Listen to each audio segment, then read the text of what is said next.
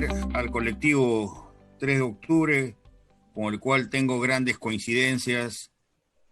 Yo tenía 17 años, estaba en el colegio militar Leoncio Prado, cuando nos enteramos del golpe del 3 de octubre y cómo el 9 de octubre se tomaban las instalaciones de Talara, de la IPC, y esa frase, petróleo para los peruanos, marcó no solamente la generación a la cual yo pertenezco, sino también era producto de una vieja aspiración de los jóvenes, ¿no?, y ciudadanos de los años 30, 40, 50, 60, ¿no?, 70, ¿no? Hoy, que gracias a ustedes voy a hablar sobre la privatización de los recursos naturales, las empresas públicas, ¿no?, proceso instaurado a partir de los años 90, 92 para ser exacto, con el golpe militar, con el golpe del fujimorismo, ¿no?, en alianza con el altos comandos de las Fuerzas Armadas. Debemos reconocer la trascendencia histórica del proyecto de Juan Velasco Alvarado, proyecto que tuvo vida corta, ¿no?, octubre 68, agosto de 1975.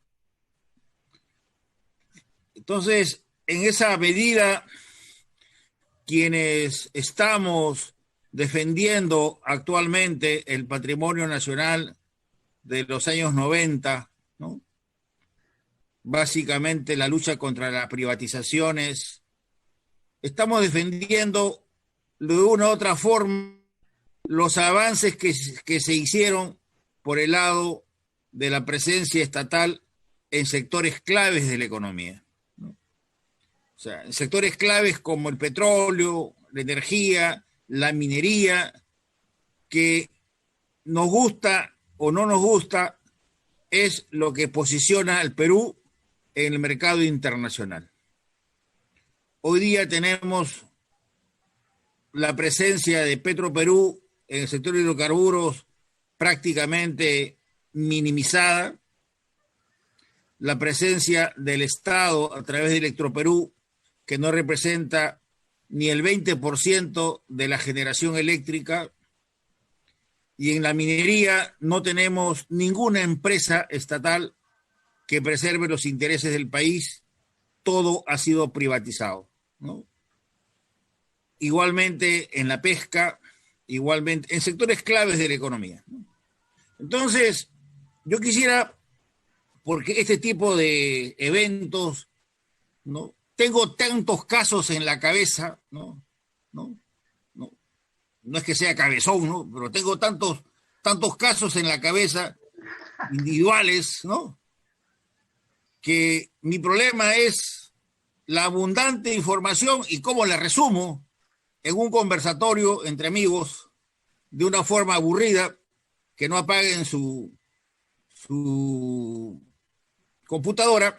Y lo primero que yo puedo decir es que la privatización de los 90 ha sido un proceso de transferencia de riqueza desde el Estado, con un gobierno entreguista, con un gobierno sumiso, con un gobierno, de una otra palabra, que hacía prácticamente obediente con los organismos internacionales, Fondo Monetario y Banco Mundial, con la justificación de la reinserción del Perú en la economía internacional. Prácticamente se privatizaron empresas públicas estratégicas a precios realmente baratos, a tal punto que Pinochet decía en el 1993 a sus empresarios, alguna vez en Valparaíso, decía vayan al Perú, que está barato, ¿no? Entonces, porque este proceso de privatización, que si bien recorre el mundo, ¿no? Rusia, España, Inglaterra, aquí en esta parte Brasil, México, ¿no? Chile, cada país le daba una dosis, ¿no? Particular, nacional, de acuerdo a su estructura.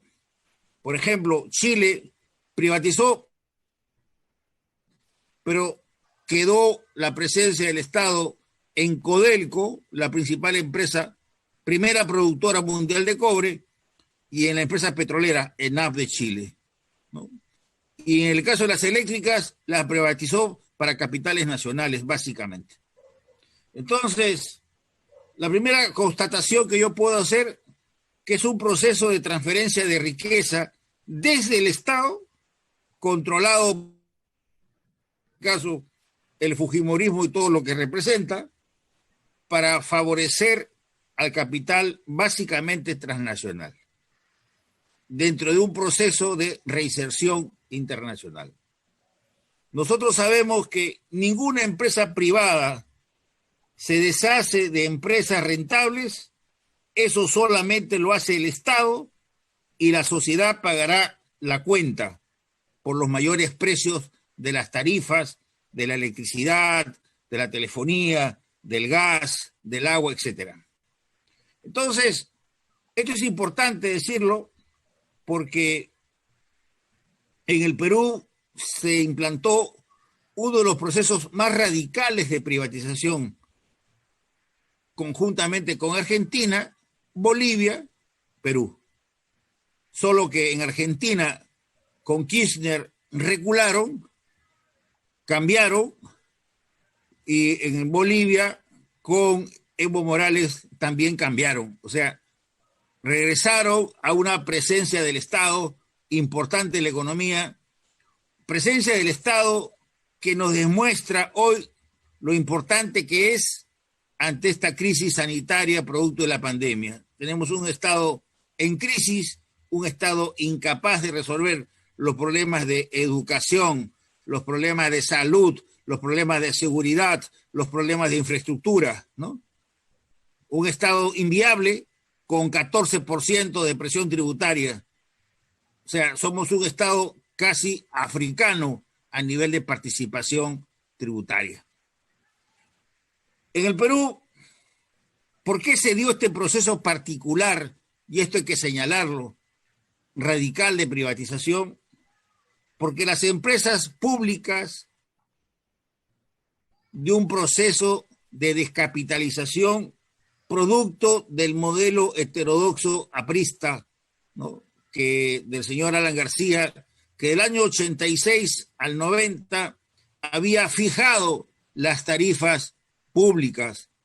Por ejemplo, un galón de petróleo, de combustible derivado del petróleo, le costaba 50 centavos de dólar a Petroperú, pero por decisión del soberano, del presidente de la República, Petroperú tenía que venderlo a 20 centavos. Es decir, por cada venta de galón al mercado interno, Petroperú asumía 30 centavos por galón.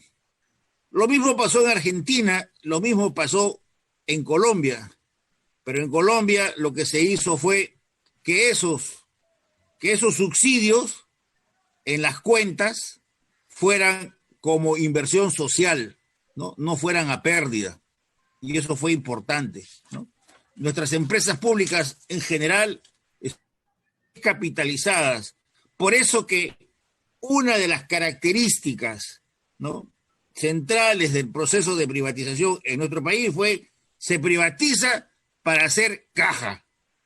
Cuando se llega en agosto del 90 con este ministro que le pide al señor que nos acojamos al señor por el Fujishock, ¿no? Miller, ¿no? Hurtado Miller, donde las tarifas se incrementan 400%, ¿no? De un día para otro. Con ese Fujishock, en la práctica, se quieren alinear los precios internos a los precios internacionales, y eso no bastaba. Tenía que venderse las empresas públicas para hacer caja, para que el ingreso fiscal aumentara, ¿no? Es más, la derecha de ese entonces, lo recuerdo así, había un periodista muy influyente a nivel económico y tiene varios hijos actuales, uno de ellos es Mariátegui, que decía, Ramón Remolina decía, hay que vender una empresa diaria pública, ¿no? O sea, hay que deshacernos. Y no hacía la distinción entre empresas rentables, ¿no?, y no rentables. Y qué curiosidad, con el ajuste de precio de los 90 y 91, en el caso de Petroperú, Electroperú, las empresas de telecomunicaciones, el precio del gas, de estar en rojo, comenzaron a estar en azul. Y por eso que el año 92, cuando se decide entre gallos y medianoche, por decisión del Perú, entre comillas, siendo presidente, ministro de Energía y Minas, Jaime Yoshiyama, julio de 1992, se decide, por ejemplo, la venta fragmentada de Petroperú a cuenta de un crédito de 250 millones de dólares, ¿no? Y los propios funcionarios del Banco Mundial se asombran porque sin estudios técnicos, sin ningún tipo de investigación, basados en una decisión política, se toma la decisión de privatizar Petroperú por partes, ¿no? O sea, lotes petroleros por aquí, refinerías por allá, filiales por acá. O sea, absurdo que hasta los propios funcionarios del Banco Mundial se quedaron sorprendidos. Estos ingresos de privatización, que más o menos llegaron a tener un nivel de 9.400 millones, 9.500 millones, sirvieron para el pago de la deuda externa comprometida de los años anteriores, para financiar la corrupción, que lo hemos visto a través de cómo este libro de historia de la corrupción, ¿no?, nos demuestra, por ejemplo, cómo ha funcionado este régimen de cleptocracia, ¿no? ¿No? También con alta dosis de corrupción, con sobreprecios, campañas proselitistas para publicitar el régimen, asistencialismo, ¿no? Entonces, y también para pagos de las propias consultoras responsables de la privatización de más de 200 empresas. Entonces, de ese punto de vista, fue un proceso, se privatizó empresas rentables y otras no tan rentables, sin planeamiento estratégico, sin visión de largo plazo, y hoy estamos pagando las consecuencias. Y a eso me voy a referir al final. O sea, no es que el proceso de privatización ha sucedido hace 20, 25, ¿no?, un poco más años, del 92 a la fecha, sino que hoy estamos pagando las consecuencias. Lo hemos visto, por ejemplo, con el apagón, con la cuarentena de marzo, abril, junio, ¿no?, donde prácticamente 270.000 restaurantes, 2 millones de empresas pymes, microempresas, pequeñas empresas, no han funcionado. Sin embargo, las empresas eléctricas puntualmente cobraron marzo, abril y mayo y junio, y me sorprendió, oiga, si yo he tenido mi negocio cerrado, ¿por qué me están cobrando? El gobierno había sacado una disposición por medio del cual en estos meses de cuarentena se iban a pagar el promedio de los 6 meses anteriores, ¿no? Entonces, las empresas no perdían, y todos sabemos que la tarifa eléctrica tiene 3 componentes: 50% generación, 20% transmisión, 30% distribución. O sea, más de 7 millones de usuarios regulados tuvimos que pagar, sobre todo las pequeñas empresas, 2 millones tuvieron que pagar tarifas sin haber consumido, sin haber producido, sin haber trabajado. y la orden era pague y después reclame, ¿no?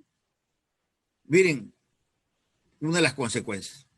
Entonces, no hubo planeamiento estratégico. Miren lo que está pasando en el caso de Cider Perú, Chimbote, privatizado ahora en manos de una brasileña, Gerdau, que es un gigante. Bueno, con Chugán, Hierro Perú, lo que antes era Hierro Marcona, ¿no? Hierro Marcona. Actualmente, Hierro Marcona, Chugán, bajo Imperio Chino, produce más de 10 millones de toneladas de hierro. Bueno, no hay ninguna obligación para que Chugán, Hierro Perú, Marcona abastezca la siderurgia de Chimbote.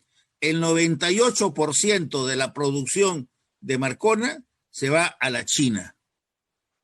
O sea, no hay ninguna cláusula que diga, oiga, primero satisfaga usted los requerimientos de Cider Perú, los requerimientos de Aceros Arequipa. No, el 98% de la producción se va hacia la China, ¿no? Entonces, de ese punto de vista, o también con lo que ha pasado con Centromín Perú, que también se privatizó de manera fragmentada.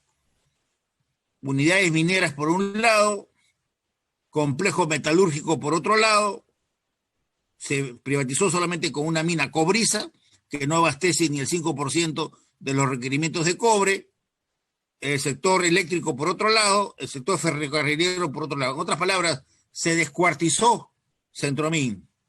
¿Cuáles son las consecuencias? Desde el 2010 tenemos paralizado el complejo metalúrgico Loroya a la fecha, ¿no? Por un problema justamente de esta falta de relación entre las minas, que ahora son privadas, que antes fueron del Estado a través de Centromín, y el complejo metalúrgico que fue privatizado por una empresa norteamericana, Doran. Esas consecuencias las estamos pagando ahora. En muchos casos se exigieron papeles de deuda externa, caso Lote 8, la Selva Norte, Trompeteros, Talara, caso la refinería La Pampilla, caso Banco Continental, ¿no? Papeles de deuda externa que estaban depreciados en el mercado internacional y que fueron comprados a una fracción, pero que el Estado, a través de Proinversión, la COPRI en ese entonces, los reconocía al 100%. O sea, pura especulación, ¿no? Más o menos fueron alrededor de 800 millones de dólares los que se acogieron a este tipo de pago, papeles de deuda externa, ¿no? La Comisión de Delitos Económicos de la Privatización del 2001, donde estaba Javier Descansieco como uno de sus miembros, el 2001, formé parte de esa comisión conjuntamente con el profesor Humberto Campodónico, con Ugarteche, ¿no? Estuvimos allí y otros más. Encontramos en un libro blanco que está publicado en el Congreso, una de las conclusiones importantes fue el grado de colusión entre los responsables de la privatización con las empresas interesadas, y donde en la mayoría de los casos en empresas importantes hubo subvaluación de activos. Subvaluación de activos. En otras palabras, para darles una idea, cuando se privatiza Hierro Perú, ¿no?, con 100 años de reservas en hierro, no solamente se privatizó el puerto de San Nicolás, sino también material y equipo, pero previamente se hizo allí que el Estado asumía las deudas de Hierro Perú por más de 200 millones de dólares y en la práctica se valorizó esta empresa en 22 millones de dólares. 22 millones de dólares. O sea, el Estado asume deudas por 200 de dólares, 200 millones, la valoriza a 22 y los chinos de Chugán en 1992 pagan 120 millones. Y acá se dijo, es una privatización exitosa porque se estaba pagando 5 veces el precio base.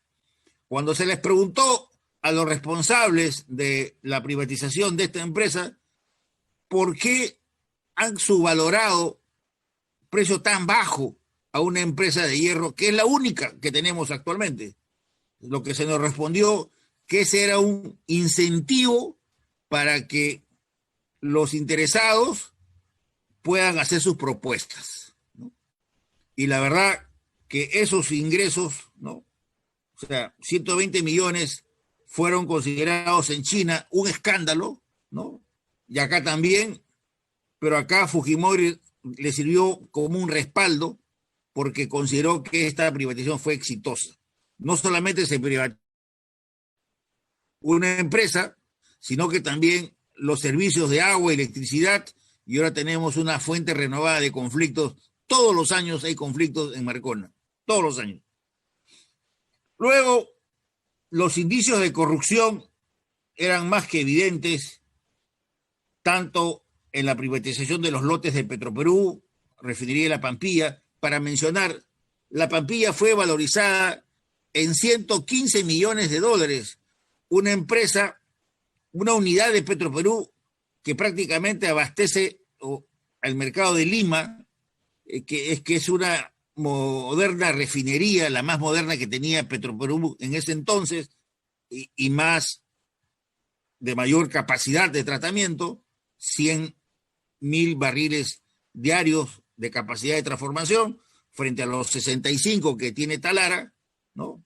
Va a tener 95 ahora con la modernización, pero prácticamente se privatizó una refinería, la más moderna, con un mercado, puso 115 millones.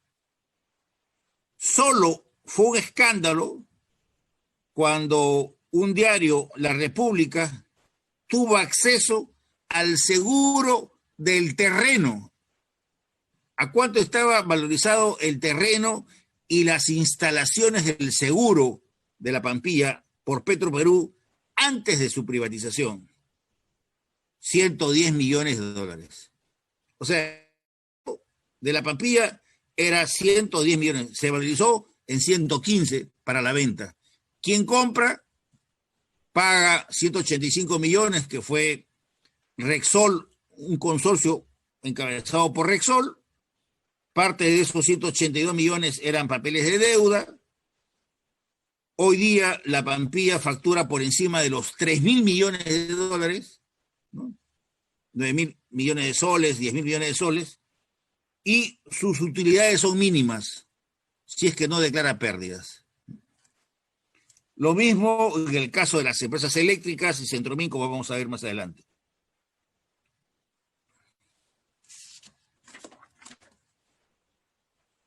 Se impusieron criterios de intereses privados contra toda lógica. Ejemplo, en el caso de Petroperú, ya lo dije, se asume la privatización fragmentada sin estudios, sin nada que lo respalde. Entonces, el 19 de julio del 92, el gobierno de Fujimori acepta, firma una carta de intención, ¿no?, donde asume la privatización fragmentada por partes, lotes, la refinería, ¿no?, la refinería de Pampilla, la refinería de Talara, los terminales, ¿no?, etcétera, etcétera. ¿Y qué pasa?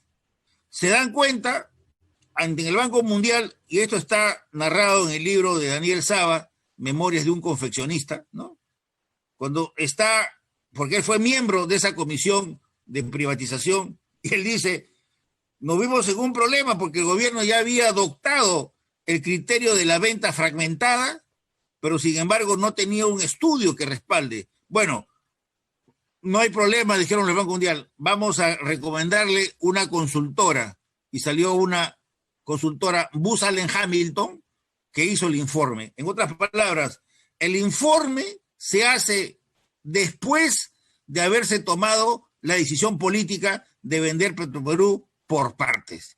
Así se tomaban las decisiones en ese entonces. Lo mismo en el caso de Centromin, ¿no? Hubo una intentona de privatizar Centromin de manera integrada, que era lo lógico, lo razonable. Centromin prácticamente es una empresa estatal que se crea a partir de la nacionalización con la Cerro de Pasco Corporation.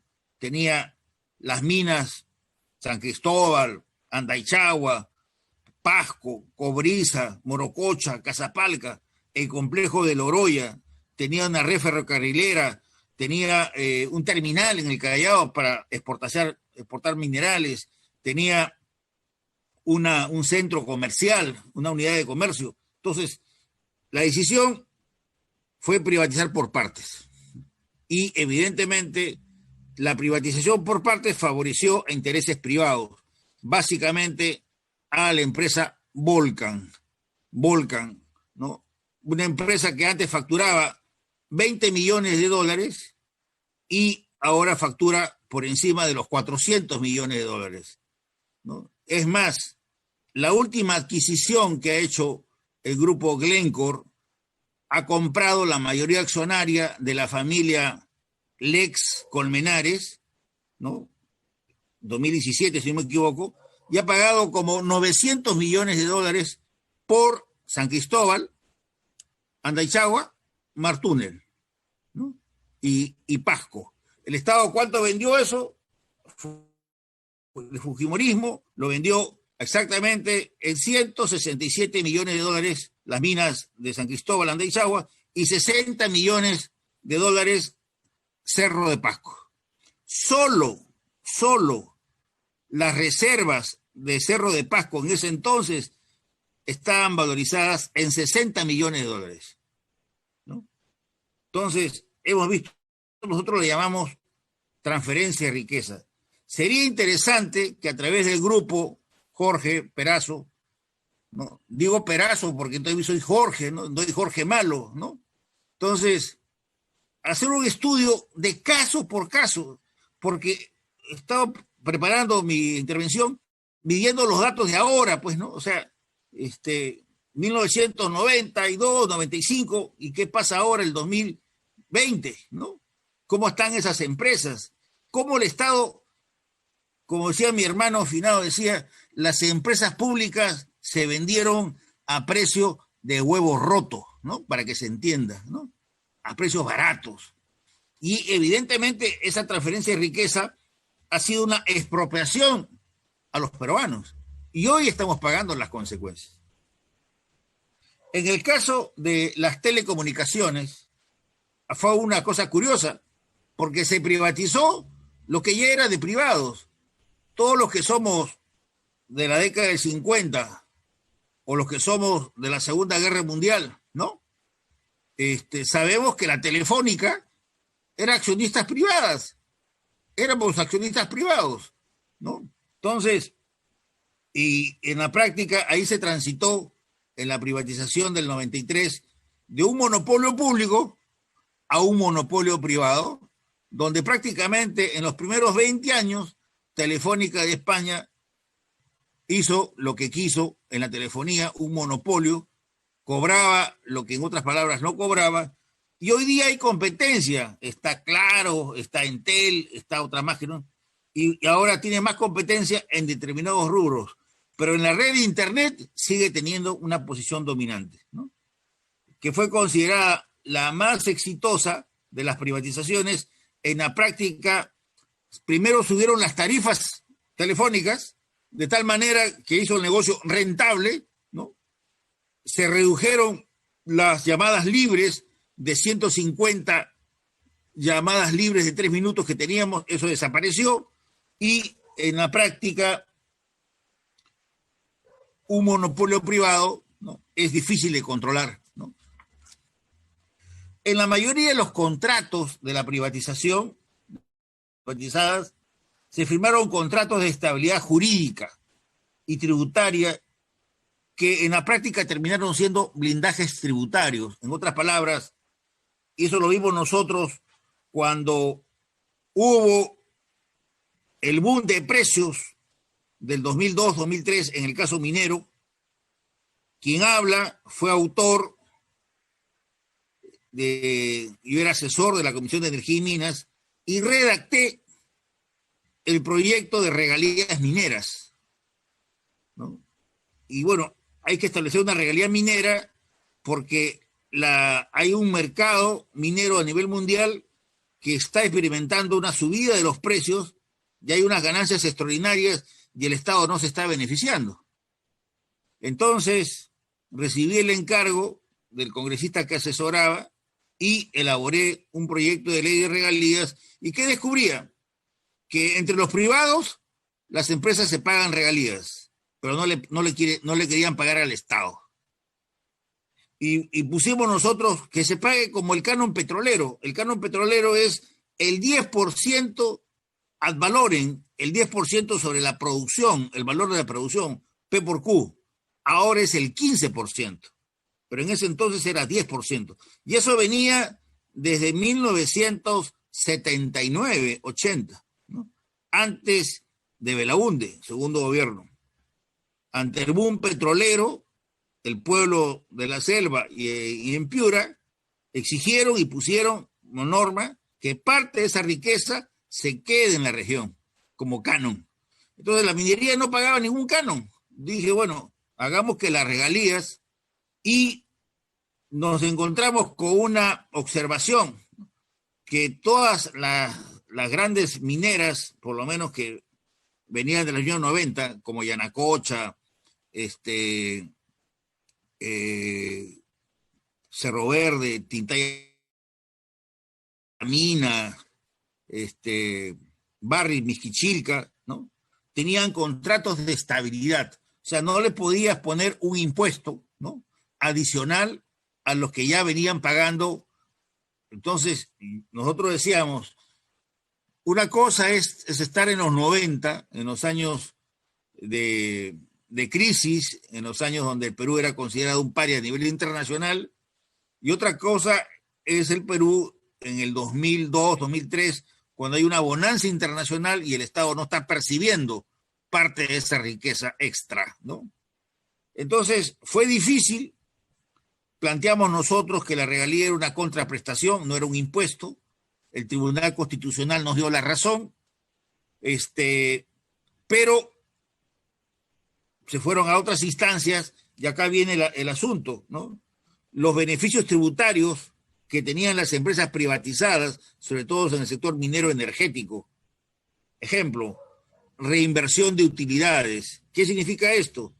Que podían deducir hasta el 80% del impuesto a la renta por pagar por concepto de reinversión de utilidades. En otras palabras, si una empresa decide ampliar su producción más del 10%, puede deducir, si yo debo pagar 100 de impuesto a la renta, pago 20 nomás, porque el 80 restante va a la reinversión. En otras palabras, y esto no se dice, parte del éxito económico de las empresas mineras en esta inversión ha sido a cuenta de impuestos que ha dejado de percibir el Estado.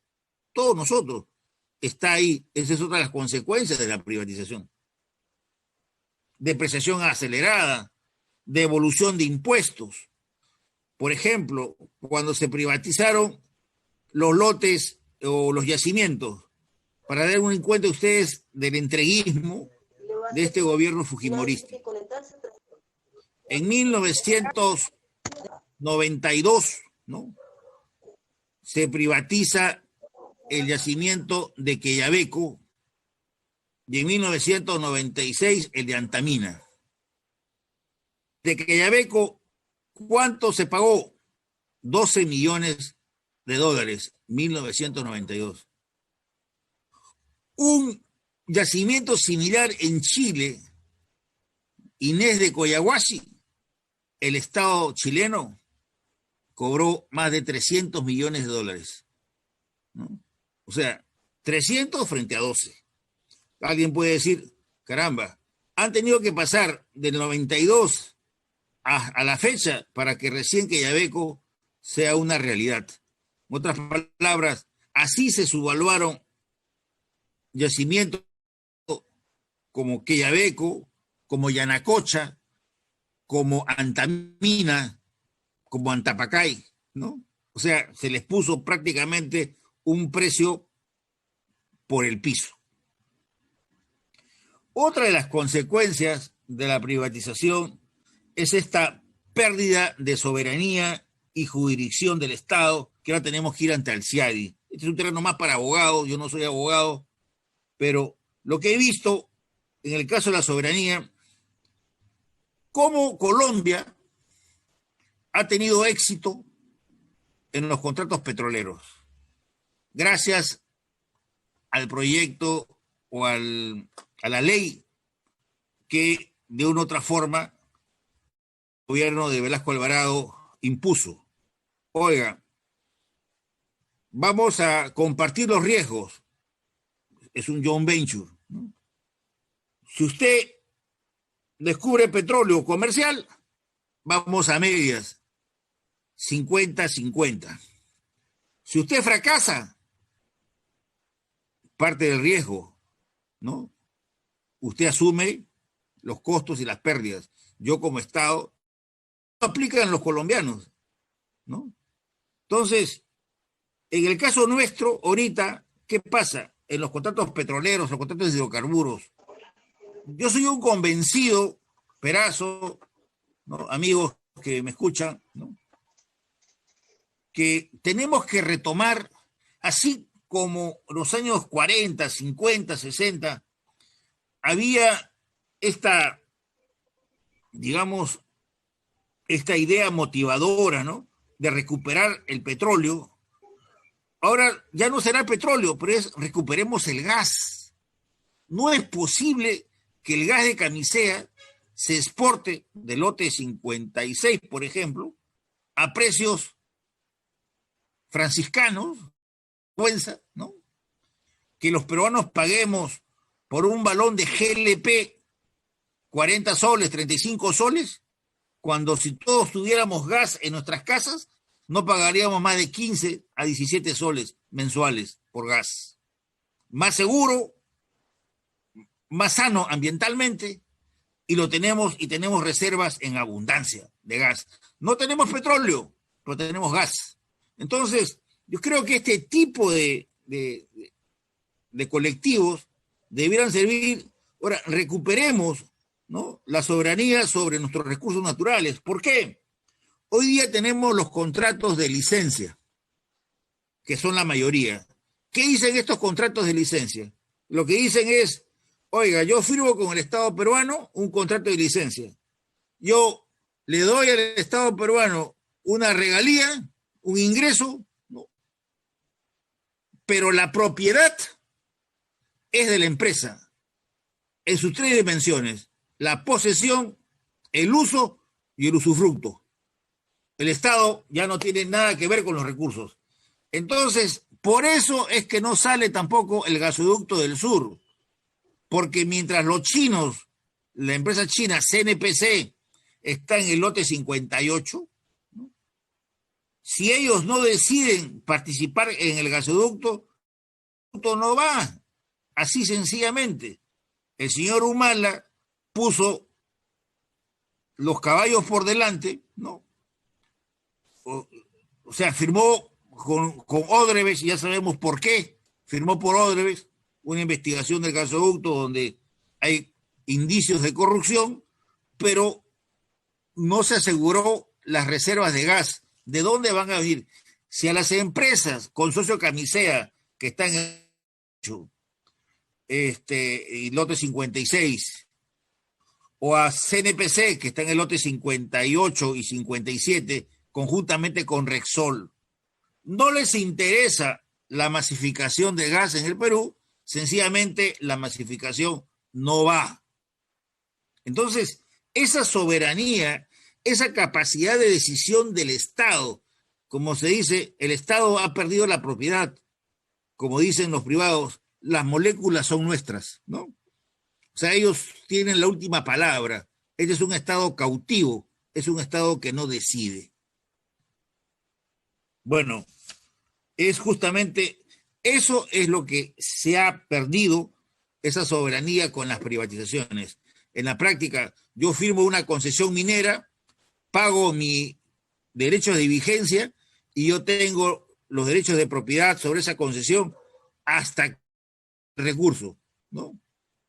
Y el Estado ha cedido, ha transferido eso por un derecho de vigencia, con un contrato, pero prácticamente es el reino de la selva a nivel de concesiones, donde evidentemente se ha concesionado medio país sin consulta previa.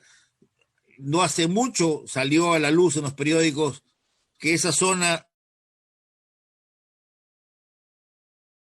de 7 colores también estaban concesionados, ¿no? También estaban concesionados.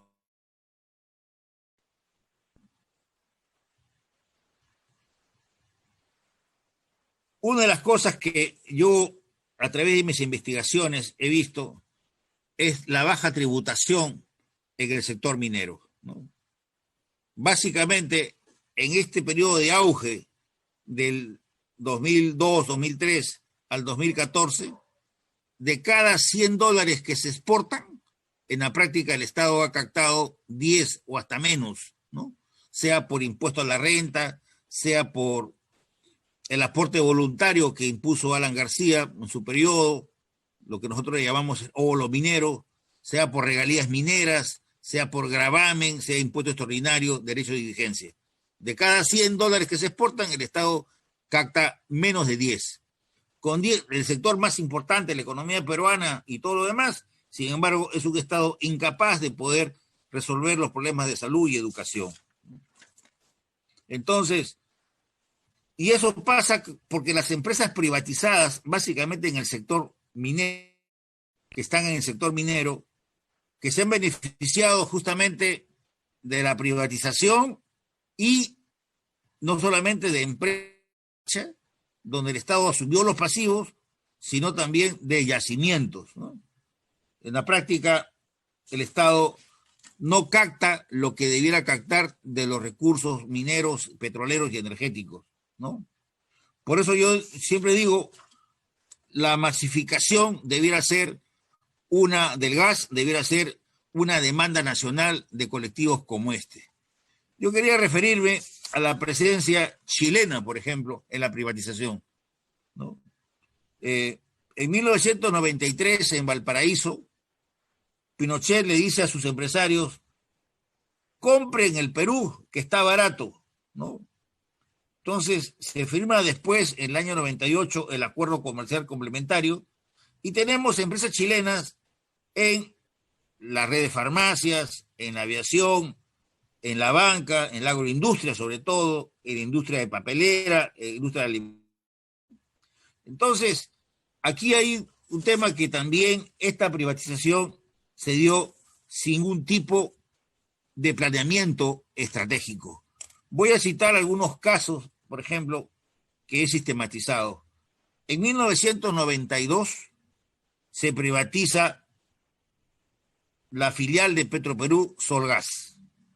Solgas, hasta antes del 92, era una empresa rentable, no generaba mucho, pero $2 millones. Incluso en la época de crisis de Alan García, con la hiperinflación del 88, 90, generaba utilidades, tenía 9 unidades distribuidas. Solgas, la empresa que se encarga justamente del envasado, de la distribución y comercialización del gas licuado de petróleo. Es una mezcla de propano y butano que es fundamental en la economía familiar, ¿no? Todos usamos un balón de GLP que antes era 24 libras, ahora es de 10 kilos. Si ustedes sacan sus cálculos, los que son ingenieros, 24 libras son 10 kilos y medio, ¿no? Entonces, ahora, antes te costaba al ama de casa 5 soles un balón de GLP, ahora tiene que pagar más de 35 a 40 soles. Con una salvedad, que del 2005 para adelante, el GLP tiene como insumo fundamental, los líquidos de gas natural de Camisea, ¿no? O sea, antes del 92, prácticamente el GLP se derivaba del petróleo, la refinería de Taldara lo producía, pero desde el año 2005 a la fecha, el principal productor de GLP es Pluspetrol en la planta de Pisco, Ica, ¿no? Entonces, Solgas era una empresa rentable que tenía 9 envasadoras a nivel nacional, un contrato de mercado, 40% del mercado, tenía su flota, tenía un edificio, los que somos de Lima, en San Borja, entre Aviación y Javier Prado, frente al Ministerio de la Cultura, hay un edificio de 10 pisos, ese era de Solgas, ¿no? Estaba valorizado en 5 millones de dólares, ¿no? Activos por más de 10 millones. Bueno, en agosto del 92 se privatiza Solgas, la compran los chilenos Lipigas y Codigas, 7 millones y medio. El 2015, ¿no? Otra empresa chilena, Abastible, le compra a Rexol, que era Rexol es la empresa española que estaba en la Pampilla, recompra Solgas en algún momento del año 95, 96, administra como peruana de gas, Solgas, una marca reconocida, y el 2015 los chilenos de Abastible le compran a Rexol Solgas. ¿Cuánto pagaron los chilenos por Solgas? 230 millones de dólares. Algo que el Estado se deshizo por 7.5 millones, ¿no? Los chilenos el 2015 pagaron 230 millones. Y como los chilenos están obligados en la bolsa a ser transparentes, decían, los componentes del precio, ¿por qué pagamos 230 millones? Pagamos 22 millones por la marca Solgas. Pagamos 24 millones por la lista de clientes que tiene Solgas, ¿no?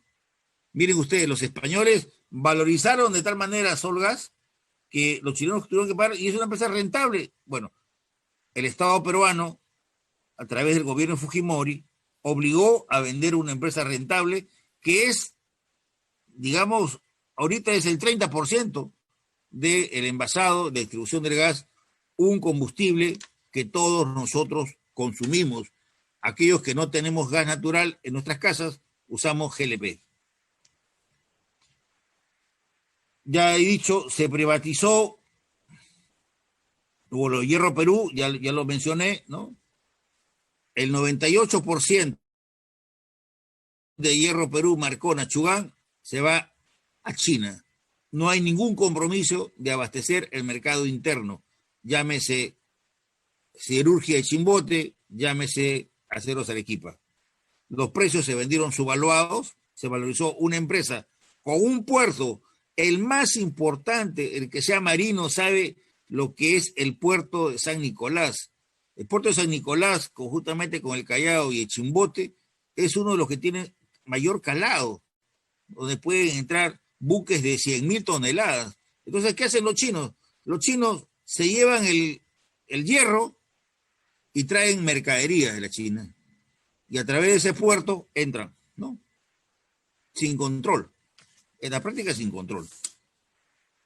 Una empresa que es un caso ya, digamos, para mí, en muchos casos, la privatización es un proceso de infamia, ¿no? De vergüenza, ¿no? Porque, voy a usar una frase dura, ha sido un atraco al país, ¿no? Y sigue siendo un atraco, y las consecuencias las pagamos. Pero como decías, Perazo, es tal el poder mediático, ¿no? que en la práctica eso lo asumimos como una cosa natural, ¿no? Que eso lo determina el mercado, ¿no? Oiga, mira, una empresa filial de Petroperú, y el énfasis le estoy dando al petróleo porque justamente el 9, o sea, el viernes, ¿no? Hace 52 años, se tomaron las instalaciones de Talara y por primera vez en la historia del Perú, el Estado recuperó sus recursos. Y eso duró hasta la privatización, ¿no? Entonces, una empresa como Petromar, filial de Petroperú, para los que no sepan, Petromar sustituye a Belco en las operaciones marinas en el lote Z2B, ¿no? Que está al frente a Piura, frente a Talara.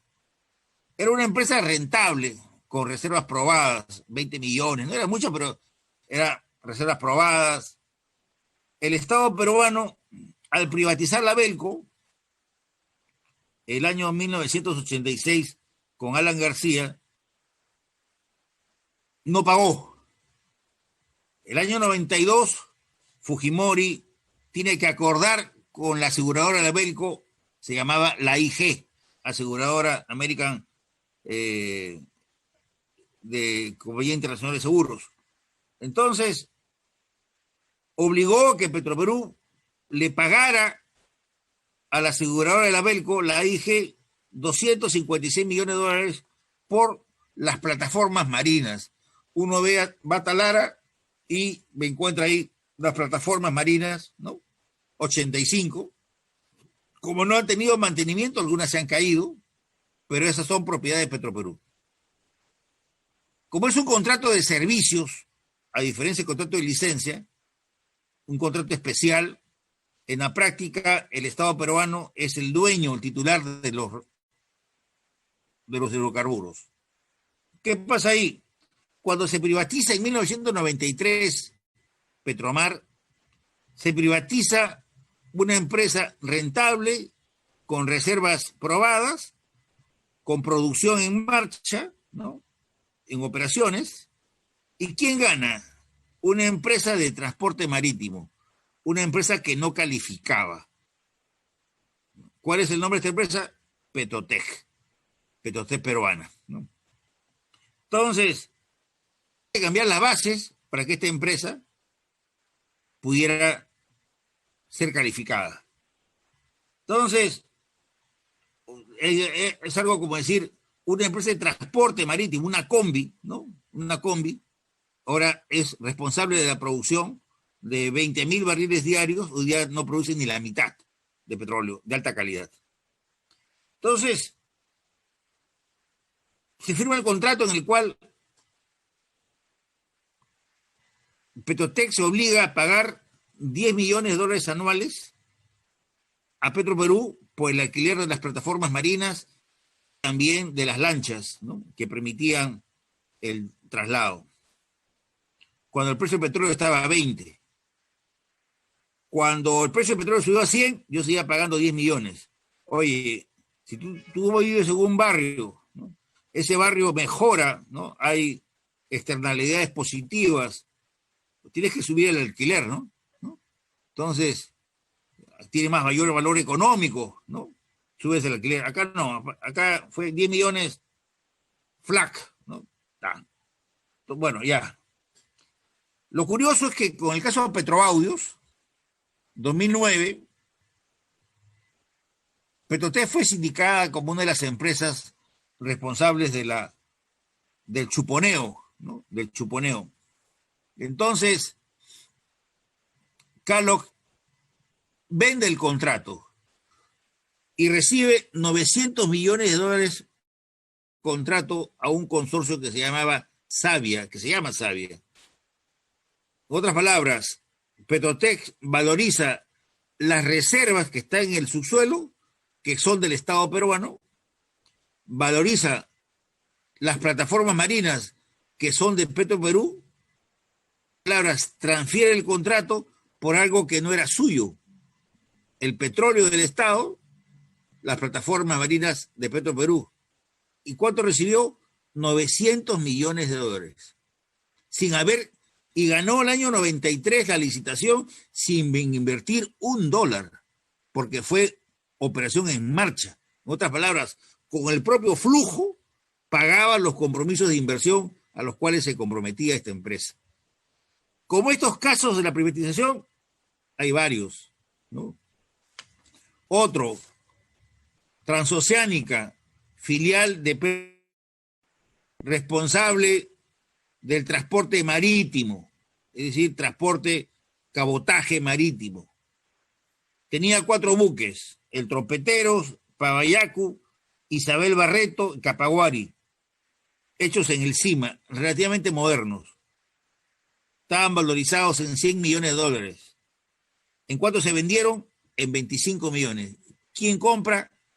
La empresa Glen Point, inscrita en Panamá. ¿Quién era Glen Point? El grupo Bon Ape de Chile, asociado al grupo Vice de Perú. Cuando era Transoceánica, filial de Petroperú, generaba utilidades y pagaba impuestos, ¿no? Tenía utilidades, pagaba impuestos, era flota mercante de reserva en caso de un conflicto o de un desastre, ¿no? Hoy el grupo chileno Bon Apen controla Transoceánica, ya no tiene 4 buques, tiene 9, tiene 15 remolcadores, de los 9 tiene 2 gaseros, no solamente abastece, tiene contratos de exclusividad con Petroperú y otras empresas de Consorcio Camisea, y lo más curioso, siempre declara pérdidas, nunca tiene utilidades, siempre declara pérdidas. Entonces, ese tipo de figuras es la que tenemos también en el caso de la privatización. Podría mencionar varios casos, ¿no? Pero, por ejemplo, varios casos más. Cerro Verde, empresa del Estado, minera, se privatiza el 92. Se pagó por $37 millones. Hoy Cerro Verde vende por más de $3.000 millones, utilidades de más de $1.000 millones, y se vendió un yacimiento con reservas probadas del Estado, ¿no? 1.000 millones de utilidades en promedio, con tasas de rentabilidad de 60%, 70% de rentabilidad operativa. Y ha pasado por 3 manos: Magma, ¿no?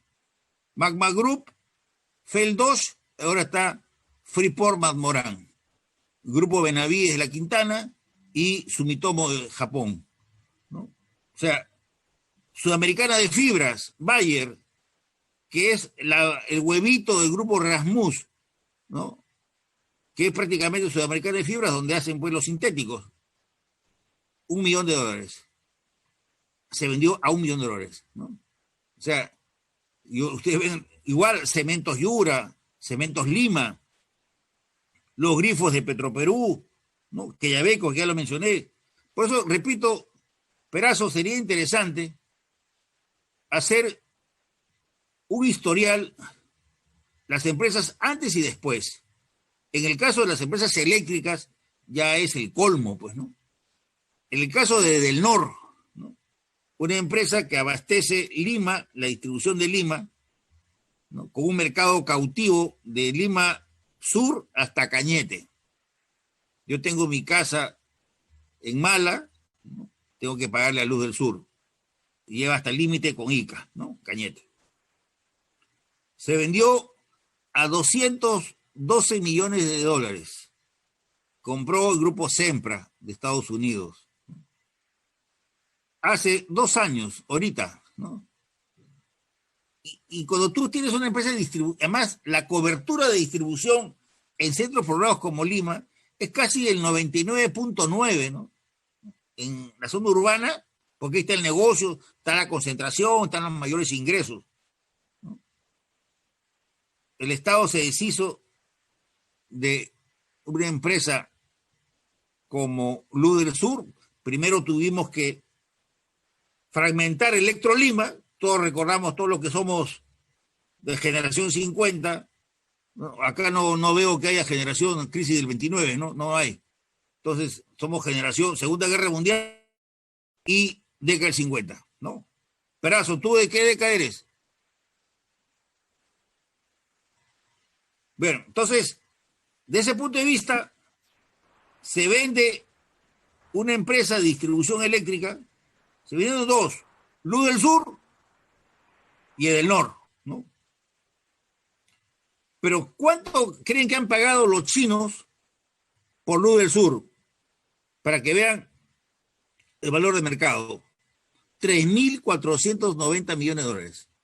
Lo que el Estado se deshizo por 212, los chinos pagan 3.490, ¿no? Y los norteamericanos, happy. Mientras Trump en los Estados Unidos ve con preocupación, ¿no?, cómo los chinos tienen presencia en las Bambas, primero en Hierro Perú, en las Bambas, también yacimiento privatizado, en Toromocho, yacimiento privatizado a precio de huevo roto, tienen presencia en el petróleo, lote 10, CNPC, que lo adquiere en el 2010. El lote 10 lo adquirió Pérez Compán el año 96, una empresa argentina. Esta Pérez Compán le vende a Petrobras el 2013 el lote 10. El 2013 los chinos le compran a Petrobras el lote 10. Tiene presencia en Talara también el lote 6-7. Tiene presencia en el gas de Camisea, lote 58, lote 57, ¿no? Bueno, ahora tienen presencia no solamente en la distribución de Lima a través de Luz del Sur, sino tienen presencia en la generación eléctrica Chacya y Santa Teresa. Es una empresa integrada. Entonces voy al hecho, ¿no? El Estado se deshizo de una empresa rentable porque las distribuidoras eléctricas son rentables por su propia naturaleza. Además no tienen riesgo, son monopolios naturales, no hay competencia. Con el crecimiento de la población crece tu mercado, ¿no? Entonces, de ese punto de vista, si nosotros hacemos un estudio de caso por caso, se puede estimar más o menos lo que se llama, Condori, excedente del consumidor, cómo los usuarios pagamos las tarifas eléctricas caras, pagamos las telecomunicaciones caras, ¿no? Somos prácticamente los bancos, se privatizaron dos bancos, el Banco Popular que estaba en Bolivia lo compró el Banco de Crédito, y acá el Banco Continental y el Interbank, ¿no?